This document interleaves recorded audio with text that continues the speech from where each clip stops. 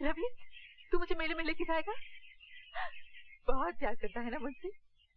मेरी तरफ से मैं पहनी हूँ घाघर चोली, गाँव की गोरी।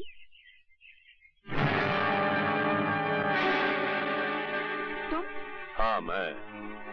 अरे मैं तुझे मेले में ले जाऊंगा, और उससे पहले मैं तेरी जवानी का मेला देखूंगा। मेरे पास नहीं आना, वरना तेरी छुट्टी कर दूंगी। अच्छा? मैं सिर्फ रवि की हूँ। रवि! रवि!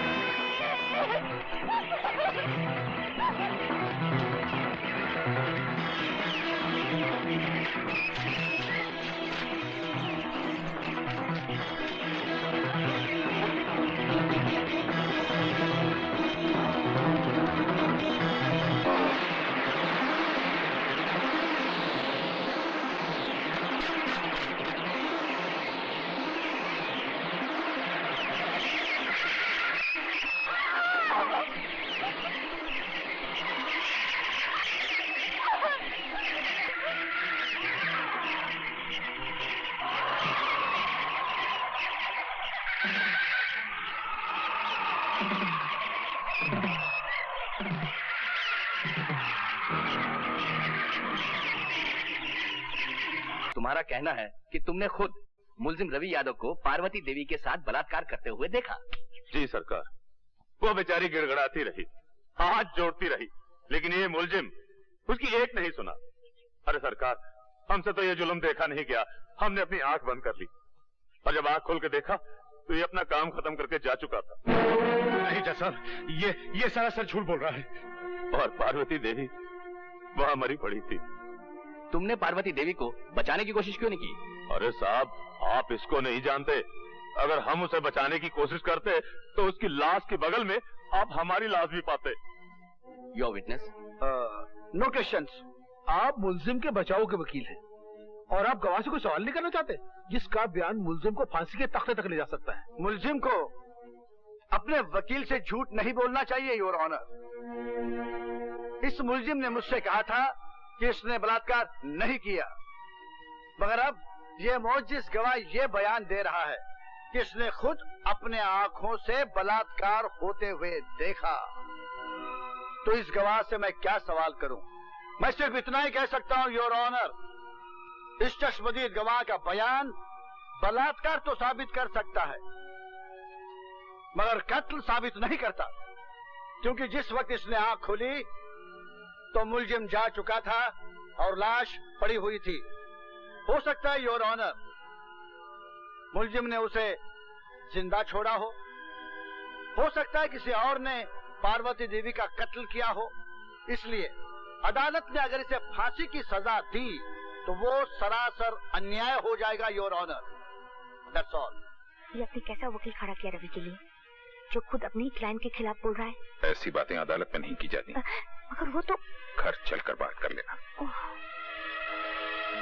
सरकार कत्ल का जुर्म पूरी तरह साबित नहीं कर पाई, इसलिए यह अदालत इसे कत्ल की पूरी सजा नहीं दे सकती। लिहाजा यह अदालत इसे 12 साल कैद बामुशक्कत की सजा देती है।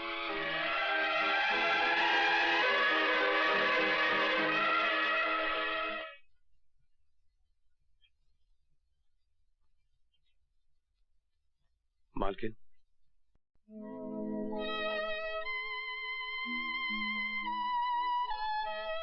मेरी तो कुछ समझ में नहीं आ रहा है कि ये सब क्या हो गया है। मुझे ऐसा लगता है जैसे मैं ही तुम्हारी दोषी हूँ। ये आप क्या कह रही हैं मालकिन? हाँ, मैंने तुम्हारे मालिक से 1000 बार कहा कि रवि निर्दोष है, कोई अच्छा सा वकील करो, मगर वो... ये दोष निर्दोष का चक्कर ही नहीं है मालकिन, तो वकील क्या कर लेता? ये तो नसीब का चक्कर है मालकिन। आप भी बेबस हो गई और मालिक भी। आप तो चाहती थी कि मैं पढ़ लिख कर अच्छा आदमी बनूं, मगर नहीं, बनता भी कैसे? ये जेल जो लिखी थी नसीब में, ये धारीदार कपड़े जो लिखे थे। पर अब बिल्कुल चिंता मत करना मालकिन, ये सजा तो मैं काट ही लूंगा। मुझे चिंता है तो सिर्फ रोहन की। वो वहां बिल्कुल अकेला रह गया ना मालकिन। अकेला क्यों हो गया होगा?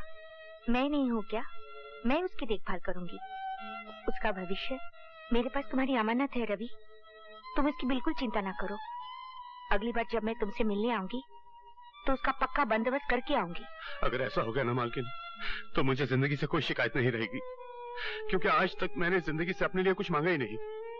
जो कुछ मांगा रोहन के लिए मांगा, और जो कुछ मांगूंगा रोहन के लिए मांगूंगा।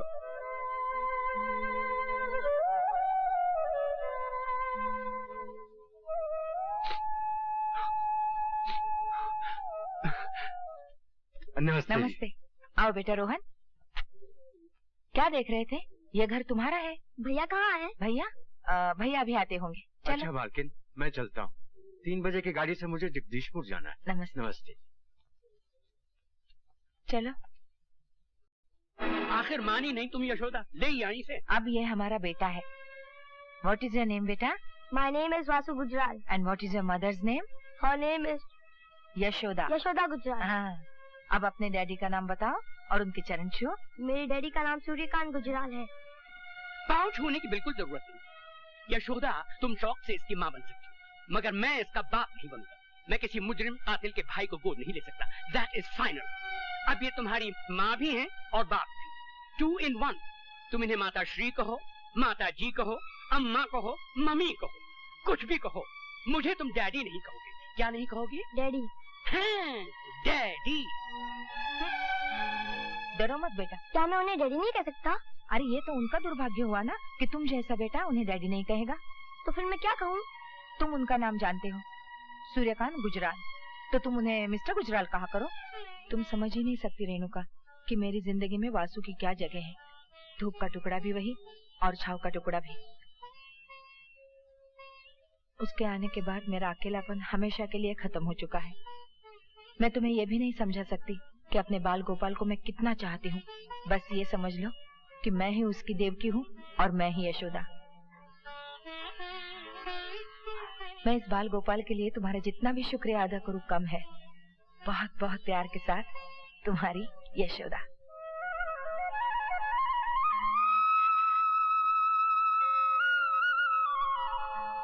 रवि, ये जानकर तुम कितने खुश होगे कि रोहन अपनी जिंदगी की कामयाबी की तरफ तेजी से बढ़ रहा है। जो जिम्मेदारी तुमने मुझे सौंपी थी उसे पूरा होते देखकर मुझे ऐसा लग रहा है कि मेरा वचन पूरा हो गया हो।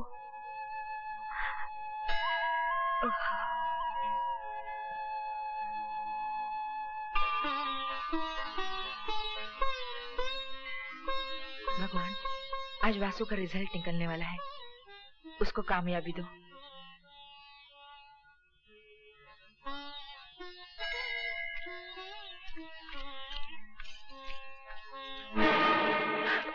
जेवर निकालो। अगर मेरे वासु को पता चल गया ना। वासु क्या कुरुक्षेत्र, अर्जुन को गीता का उपदेश देने।